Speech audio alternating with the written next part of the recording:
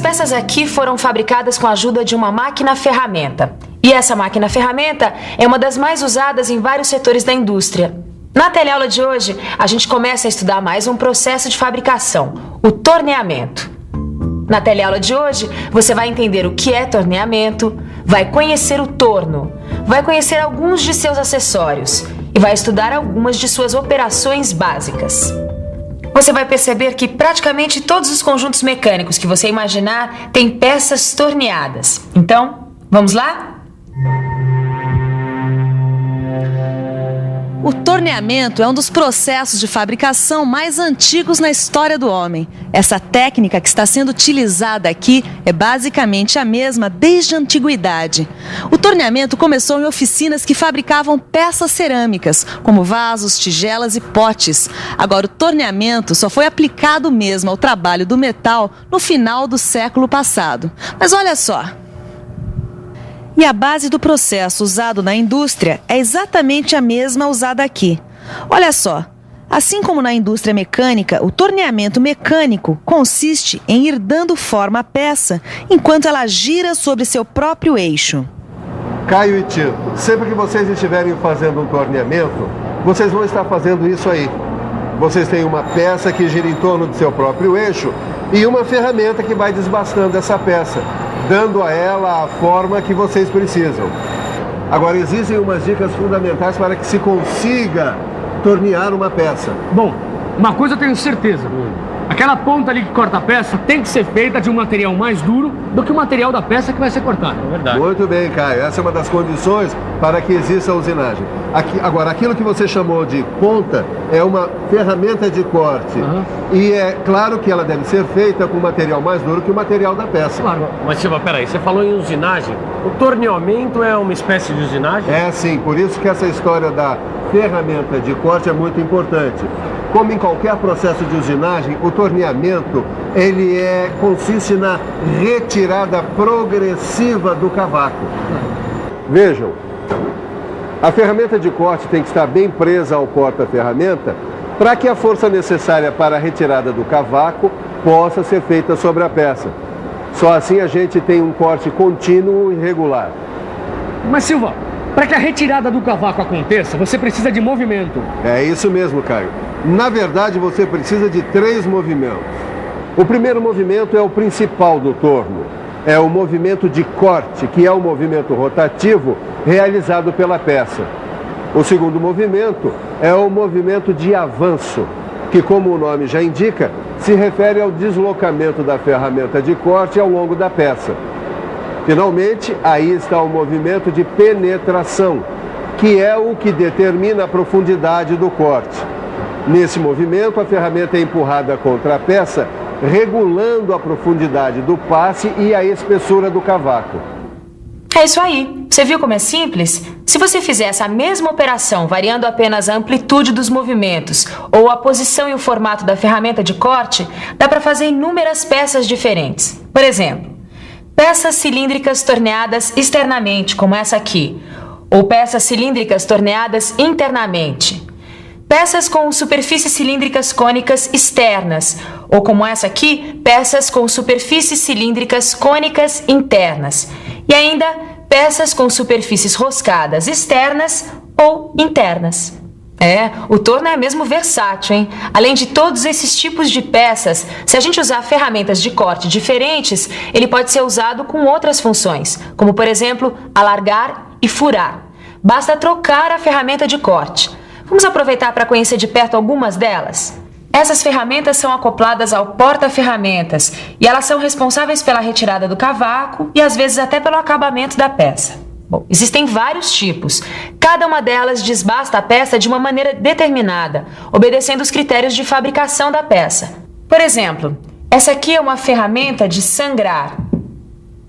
Essas duas servem para facear. E essa aqui é usada para abrir roscas.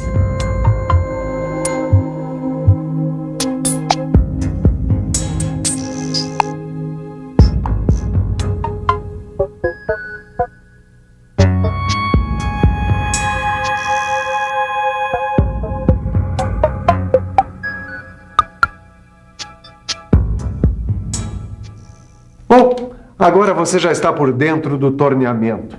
Quer dizer, nós já vimos como o cavaco é retirado no torno. Conhecemos algumas peças que podem ser fabricadas nele. E vimos também algumas ferramentas de corte que podem ser acopladas ao torno dependendo da operação que você vai executar. Vamos conhecer agora a estrela dessa história. Vamos conhecer melhor o torno. Este torno que eu tenho aqui na minha oficina é um torno universal.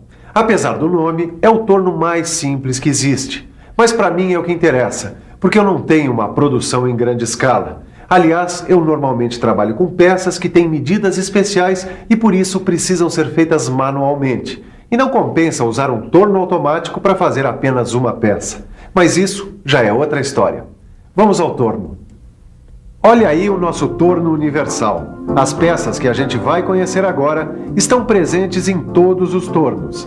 Eles podem variar de tamanho, podem ter outros acessórios, podem ser automatizados, mas as peças vão ser sempre basicamente as mesmas. Todo torno tem um barramento. Aí está o cabeçote fixo e o cabeçote móvel. Os fusos fazem parte do sistema de deslocamento da ferramenta. A vara também.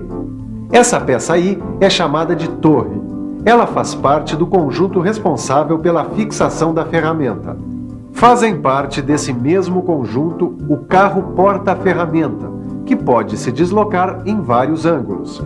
O carro transversal, que se desloca perpendicularmente ao eixo da máquina. E o carro principal, que se desloca longitudinalmente, ou seja, ao longo do eixo do torno. Finalmente, aí estão as manivelas e alavancas que comandam os movimentos e as velocidades da máquina. É isso aí. Todos esses itens são comuns a todos os tornos. O que varia é a capacidade de produção, o tamanho das peças, os comandos que podem ser computadorizados. Mas no fundo, os componentes são sempre os mesmos. E tudo isso para fazer o torneamento das peças. Agora, tudo isso não adianta nada se a gente não fizer uma coisinha básica antes de começar o torneamento. Prender a peça. E prender muito bem. A fixação da peça e da ferramenta são fundamentais para um bom torneamento. Olha aí, Caio, para fixar a peça a gente usa uma placa. A mais comum é a placa universal de 3 castanhas, olha lá. Deixa eu ver, Tito. Olha aí, ó. A placa, as 3 castanhas. E olha só, elas são raiadas, ó. Exatamente. Ó, dá uma olhada nos degrauzinhos ali. São eles que servem para fixar a peça. Bom, vamos ver mais um pouco? Vamos lá. Olha aí. Com essa chave, a gente aperta as 3 castanhas simultaneamente, prendendo a peça. Isso. No caso de uma peça cilíndrica como essa, repare que a fixação é feita pelas partes raiadas que estão mais próximas do centro da placa. Mas se a peça tiver formato de anel, por exemplo, aí o que vai fazer a fixação é a parte raiada externa. E aí, rapazes? Ô, Silva, a gente está observando como são fixadas as peças. Ah, que bom que vocês se interessaram pelo sistema de fixação de peças. Né? E já chegaram a alguma conclusão? Já. A gente já sacou a história da placa universal de 3 castanhas, como ela é usada para fixar peças cilíndricas ou em forma de anel. Ah, é? Então vamos ver se vocês estão bons mesmo, tá? Vamos ver como é que se faz a fixação de uma peça como essa em forma de disco. Bom, Bom, aí a gente usa as castanhas invertidas, não é? Mas vamos aproveitar o trabalho do Polarini aqui. Polarini, por favor, mostra para eles como é feita a fixação. Olha aí as castanhas invertidas, estão vendo? Sempre que vocês precisarem fixar uma peça em forma de disco, vocês devem substituir as castanhas normais pelas castanhas invertidas. Isso porque o próprio degrau da castanha facilita e muito o apoio e a centralização da peça. Como você já sabe, a produção de qualquer peça pede várias etapas. Normalmente, quando uma peça chega para ser torneada, ela já passou por outras operações. Essas operações podem ser a fundição, a laminação, o corte e assim por diante. O importante é lembrar que sempre que uma peça passa por uma dessas operações, é comum prever uma sobra de metal suficiente para as operações de usinagem pelas quais a peça ainda vai passar. Por isso, a primeira operação a ser feita no torno é criar uma superfície plana numa das faces da peça. Essa superfície vai servir de referência para as outras medidas dessa peça.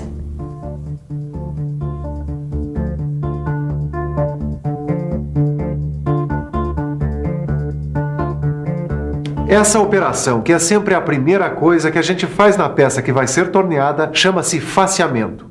Mas o que será exatamente esse faceamento?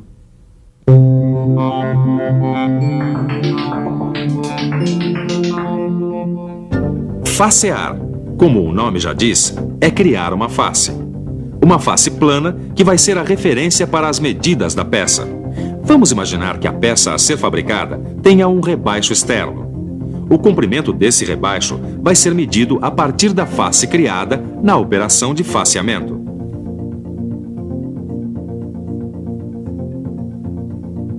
E eu já ia esquecendo os óculos. Esse é um item que a gente não deve esquecer nunca. A segurança. Sempre que você for operar um torno, use equipamento de segurança individual. É importante usar sapatos adequados, roupas adequadas e, em alguns casos, deve-se usar também uma rede para proteger o cabelo. E, é claro, os óculos. Antes que eu me esqueça. Toda vez que você for operar um torno, tire todos os anéis, pulseiras, correntes e relógio que estiver usando, porque eles podem se prender nas partes móveis da máquina. E pior do que perder um de seus objetos, você ainda pode se machucar. Todo cuidado é pouco. Se preocupar com segurança também é sinal de profissionalismo. Bom, agora que a gente já viu como é feito o faceamento na teoria, já estamos com os equipamentos de segurança, vamos ver como é que ele é feito, né, Silvio? Exatamente, ó, a peça já está fixada e a ferramenta está muito bem presa no porta-ferramenta. Acho que a gente já pode começar a facear. Só que antes de começar, nós precisamos verificar se a ponta da ferramenta está centralizada em relação à peça. A gente centraliza a ferramenta. Podemos usar a contraponta como referência. Pronto. Está centralizada e em ângulo em relação à peça. Agora a gente aproxima a ferramenta da peça e fixa o carro principal com o parafuso de aperto. E finalmente a gente consulta a tabela de velocidade de corte, seleciona a rotação do torno e pronto, já podemos ligar a máquina. Agora sim, a ferramenta é aproximada da peça até tocar a parte mais saliente.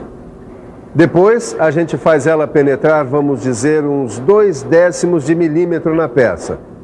A partir daí, passamos a deslocá-la continuamente para a periferia da peça. A gente repete esse deslocamento até terminar o faceamento. Outra operação que é básica é o torneamento da superfície cilíndrica externa. Calma que é só o nome que é cumprido. Na verdade, essa operação é tão simples quanto a outra. Como sempre, a gente centraliza e fixa bem a peça. Depois, temos que montar a ferramenta no porta-ferramenta. Aí, é a hora de selecionar a rotação do torno. Pronto, já dá para fazer. A primeira coisa é saber quanto do material vai ser torneado. Tendo a medida, a gente confere na peça com o paquímetro. Aí, a gente marca essa extensão com um risco, aciona o torno e faz um risco de referência. Pronto, agora é só tornear.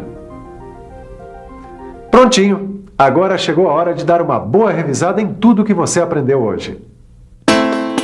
E atenção, se liga aí que é hora da revisão. Na teleaula de hoje, você ficou conhecendo o torneamento. Aprendeu que o torneamento é um processo de fabricação muito antigo, mas que só foi aplicado eficientemente ao trabalho do metal no fim do século passado. Você ficou conhecendo o torno universal e seus componentes, e viu como são feitas duas operações básicas de torneamento: o faceamento e o torneamento de uma superfície cilíndrica externa. É isso aí. Na próxima teleaula tem mais. Bom, a gente vai continuar descobrindo os segredos do torneamento. Bom, mas para isso, você não se esqueça, hein? Aprofunde tudo o que você viu nessa teleaula no seu livro. Bons estudos e até lá!